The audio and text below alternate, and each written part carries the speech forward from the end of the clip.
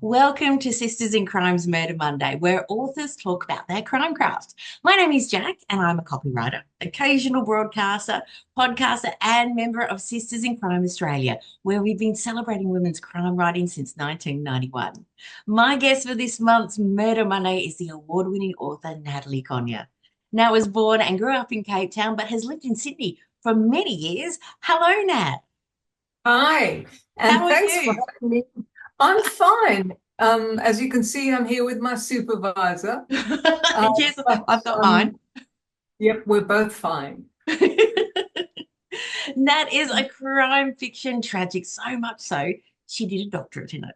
Her first novel, Present Tense, won the 2020 Ned Kelly Award for Best Debut Crime Fiction, was shortlisted for the David Awards, and was voted one of the books of the year by The Australian. Its sequel, Shadow City, was released last month by Echo and brings Natalie's skill in suspense to the streets of Sydney. Natalie's short stories have also won many prizes in the annual Sisters in Crime Scarlet Stiletto competition. They're featured in anthologies, and a collection of her short stories will be published later this year. Natalie, could you give us an elevator pitch for Shadow City? Right. I'm just trying to wrangle the cat, sorry. That's all right. I'm very glad mine's asleep. Okay. In Sydney, homicide detective Jackie Rose is called to a body of a young girl who's found in a food court in Chinatown. In Cape Town, Detective Sculp Lawrence is fed up with the world and decides to visit his daughter in Sydney. While he's here, a friend asks him to track down a young girl who has gone missing. He comes to Sydney, and that's where the story takes off. And it really, really does take off. It was my first introduction to skulls. So I'm going to be going back for present tense Oh, good. because Shadow City, I just raced through it. But we Fan. have we have our questions ready to go. Yes. I've Yes. given them a shuffle. So the first one is: justice always served? Uh, in real life, no. And in crime fiction, yes. Yeah. I think that's one of the elements of crime fiction, that it deals with justice. And I was talking to somebody today about my book, and they said, oh, they read murder mysteries because justice is served. Doesn't mean it's always legal justice. No. Justice and the law are two different things. Um, I wouldn't say justice is served entirely, but I think in crime fiction, there's got to be some kind of satisfactory wrap up, Yeah. ethically satisfying. Yeah. Okay. Ooh. Do you ever surprise yourself with how dark your characters are? Yes, all the time. I'm not a I'm not a particularly dark person. Yeah. And I don't always do this, but sometimes in short stories and in the book I'm writing now, I write something and I think, oh, this is a pretty depressing and hopeless. And sometimes I have to undo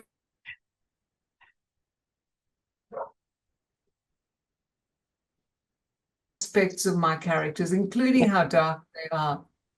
I'm trying to think of an example. Yeah, I wrote a short story about a woman whose neighbor had gone missing, and the woman I discovered as I wrote the short story is racist and sexist and a pretty horrible woman. So Oh. who knows? Anyway, so the short story will be in the collection. What is your top writing tip? It can be as broad or specific as you like. Um, Plow through it.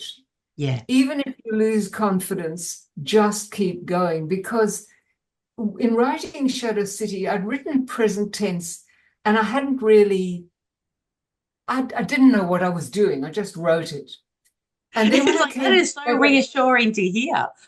Oh, and then when I came to Shadow City, it took me 3 years. I lost confidence completely. Mm. I wrote 60,000 words. I threw them away. I did it again. I threw them away. And then I went through the book and I had a talk. I met a writer somewhere and I said, oh my God, this is happening. I'm throwing all this away. And she just said, plow through it till the end.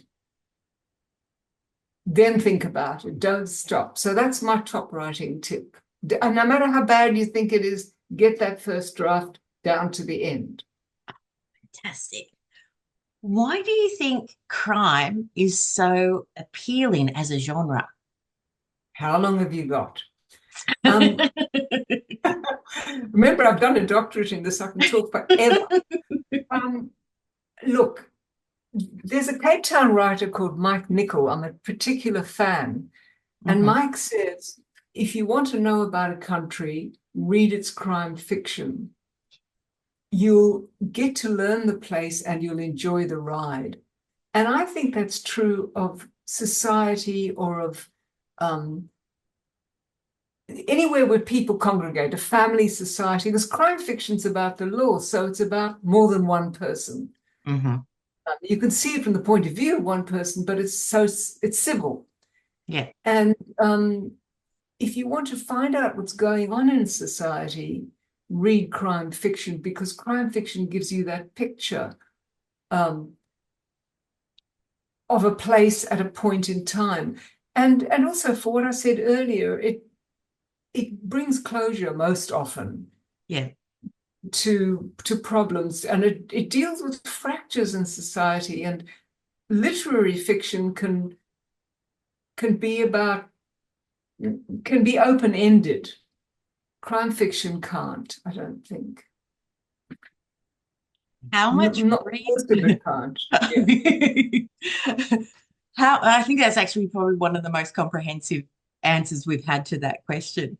And a completely different spin on it though, which makes a lot of sense. Except I've just read this fabulous book called Highway 13, which is a Oh, series yes. of, have you read it? I've only got the first one down. Ah, it's a series of interconnected short stories.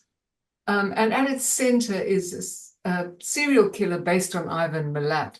It doesn't deal with the actual killings, but it deals with its effects on all sorts of people. So Yeah, that's open-ended. I don't know if that book is strictly crime fiction, but it's a very good book. it is. Next question. How much research do you do before writing?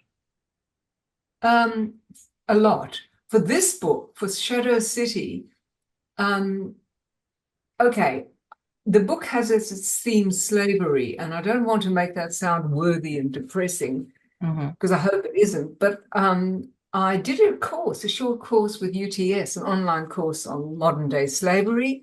I had a lot of advice from their anti-slavery unit. Yeah. Um, I made friends with homicide detectives and got a lot of information, a lot of like, oh my God, is that true? Went to visit homicide, um, did research for a forensic I had a forensic person I spoke to. And then in Sydney, because I live in Sydney, it was Mhm. quite hard. Writing about Cape Town is easier because I don't go there that often. But in Sydney, I live there. So you have to look at a place fresh. So I went to everywhere that happens in the book. So Yeah. yeah, there was a lot of research. And following on from that question, are you tempted to put too many facts into the fiction? Yeah. I'm aware of when you do research, you want to, it's all interesting and you want to put it all in. Absolutely. And I've read books in which the editor hasn't taken out, the stuff that doesn't help the story. So when I reread the draft, I really think, does this help? Does this help? Yeah, it's temptation to put down everything, big temptation. Who do you turn to for help with your writing? Um, oh, Or we uh, can even put it, do you turn to anyone for help? yeah, no, I do. I do. Mhm. Um, uh, okay, on a day-to-day basis, I I have a brother I'm very close to, and we talk on the phone nearly every day. Yeah. And I tell him, I'm having this problem, blah, blah, blah, blah, blah. And then he says, why don't you have it that, a guy comes in with a gun, and I'm saying, don't be so stupid. That's a terrible idea. But by the time I've talked through, I, I've talked through the problem. Yeah. I belong to a writers group. We give feedback on each other's writing. The other people in the group are very good writers. Peter Boyle, who's got like 9 books of poetry, Erin Goff, who's the best YA writer in Australia. Um, I think it's very hard to give feedback on a section of a novel because it doesn't Hmm. give you an idea of the structure. And then when I finish the book, um, I ask a couple of friends to read it or to get feedback. And I'm saying all that, but in the end, I really don't believe that anybody can do it except you. Yeah. And so while I talk about the book, um, I don't go to anyone for help in the shape of it or in what I want to do with it. Hmm. Does that help? Yes, no, that's it perfectly. Then next question. How do Mm. you dig yourself out of a plot hole? I don't. I'm I'm not. I once asked Sulari Gentle, I said, I'm not a plotter. I'm a total pantser. I Hmm. cannot plan, which means I have to go backwards and forwards. And I asked Sulari about this once, and she said, I only go forward. And I'm thinking, oh God, I wish I could. So if it looks like I'm going nowhere, I kind of go back and forth Yeah. and massage it. I haven't yet got in the books. I haven't yet got into a plot hole that's irreversible. I have in short stories. I've given up a whole lot of them because they Oh, don't working out. yeah. Yeah. I can Yeah. imagine. What is your writing routine? Ah, I am. I'm very proud of this. I'm an Olympic level procrastinator. So unless I have a proper routine, Yeah. and this is serious, I won't get it done.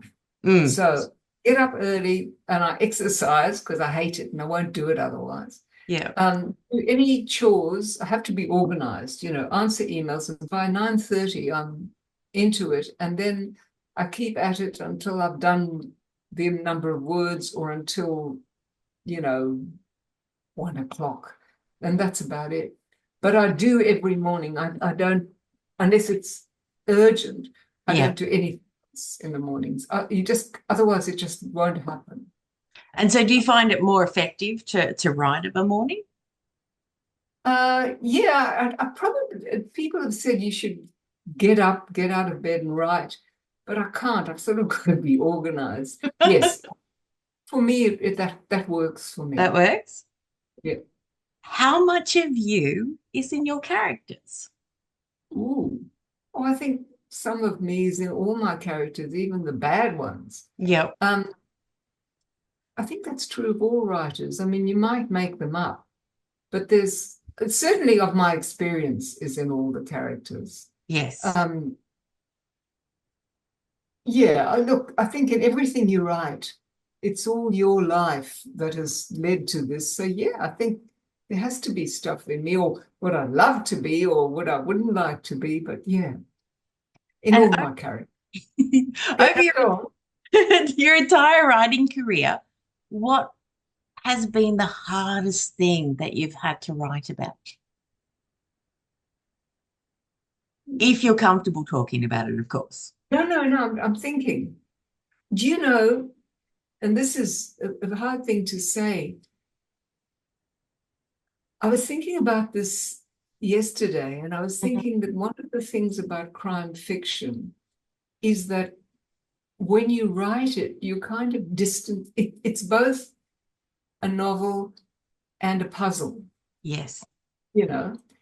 And to do that, you have to use, you're a little bit away from it. You're a bit distant. Hmm. And I think that's easier than taking huge risks. And if there's one thing I'd like to do in my writing, is write stuff that I find very hard and take risks for. Hmm. I don't think crime fiction, I can't think of crime fiction as a genre. I know people who take risks technically and structurally, but Yeah. emotionally, um, I don't know if that's the genre for doing it. I'd be very interested to talk to people about that. That's a really interesting question. Oh, So, the answer is not yet. I'd like to. very interesting indeed. What triggers you to write on the particular theme? I think we've covered this a little bit before, but what's the one thing that sort of goes, yes, this is what I'm going to write about? Um, in both the books, it's been a single image. Yeah. Um, for present tense starts, and it's not a spoiler because it's on the first page, set in Cape Town, and it starts with the murder, which is a necklacing. A necklacing is an apartheid era murder where a tire is put around somebody's neck and it's set alight. Mm. And it was used by Black people during apartheid to punish traitors to the cause. And in present tense, a white guy, a bad white guy, is necklaced on. And that's the image I had, was this white guy who was being necklaced. And then for Shadow City, I saw a young, 18, 19-year-old girl dead in a food court in Chinatown. And that's what the trigger was. I didn't know how she got there or why, Yeah. but it just went from there. So it's just that those really powerful images that captured your Some of the imagination. pages were wonderful. In Shadow City, I knew I wanted to write about Skulk again because people Yeah. had asked, and I like him. Mm. Um, and I wanted to bring him over here because I hadn't been to South Africa for so long and I wanted to see how he'd go in Sydney. But it was those images that set me off. Wow. And so following on that, how important is place? Because we know how much Sculp loves that mountain. As do I. Um, I think in crime fiction, place is important. I mean, is it important in all fiction, do you think? Well, I I think I feel a good connection to place. I need place. Like the yes. I think but yes. not as it's I think some crime writers there's a thing called like crime tourism. Yes. You Yeah, have yeah, yeah. welcome to, what's it, Death in Paradise. It's all about it's fabulous. But the setting is everything really. Yeah. Um, and then there are crime writers who were kind of steeped in Adrian McKinty in Ireland or Mm, uh, Rankin in Glasgow. yeah.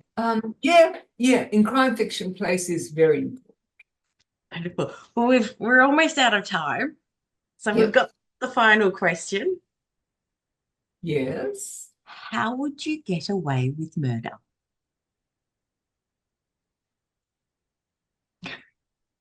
Oh, how would I get away with murder? I think I, I'm a huge. This is just burbling. Yeah, I'm a yeah, huge Patricia Highsmith fan. yeah. I think you have to get someone else to do it for you. Oh, yeah, you'd have to, you either would have to look like an accident or somebody else would have that you are not connected with would do it for you, or you would do it for somebody else that you're not connected with. That's the only thing. And you'd have to do it sometime in the past so they didn't have all that DNA stuff.